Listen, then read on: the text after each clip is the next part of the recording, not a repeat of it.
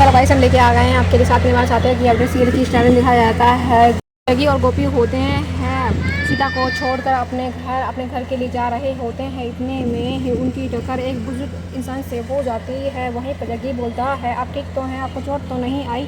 वहीं पर वो कहते हैं, मैं ठीक हूँ, मैं थोड़ी जल्दी में हूँ, आपको कहीं लगी तो नहीं? इतने में गोपी पहचान लिए तो वही इंसान है जिसके बारे में सीता बता रही थी। वहीं पर इतने में ही उनकी फेस को देखकर गोपी समझ जाती है यही तो वही इंसान है। इतने में ही पंडित देख लेता है ये तो उसी के घर से आ रहे हैं, भवानी के घर से। इतने में ही जग्गी फ्लैशबैक में चला जाता है। सीता ने इनके बारे में बताया था। वहीं जग्गी को भी सारी बात समझ में आ जाती है। इतने में ही गोपी उस बुजुर्ग इंसान को पहचान लेती है। इतने में वो बोली देती है, आप सीता के वही वाले बाबा हैं जिन्होंने मदद की थी? वहीं पर वो कहते हैं, हाँ, मैंने सीता की मदद की थी, शादी से उसे भगा दिया था ताकि उसकी शादी किसी गलत इंसान से ना हो जाए। वहीं पर जग्गी, अब तो वो बिल्कुल ठीक है, अब क्या हुआ? वहीं पर वो बताते हैं, सीता बहुत मुसीबत में है, आप मेरे रास्ते से हट जाइए, मुझे जाना ही पड़ेगा। वहीं पर गोपी कहती है, आप इतने परेशान क्यों हो रहे हैं, मैं बता देती हूँ। सीता अब ठीक है, वो अपने घर पर है। वहीं पर इतने में पंडित जी कहते हैं, आप क्या बात कर रही हैं, सीता कैसे ठीक हो सकती है, भवानी अच्छा इंसान नहीं है। वहीं पर इतने में जग्गी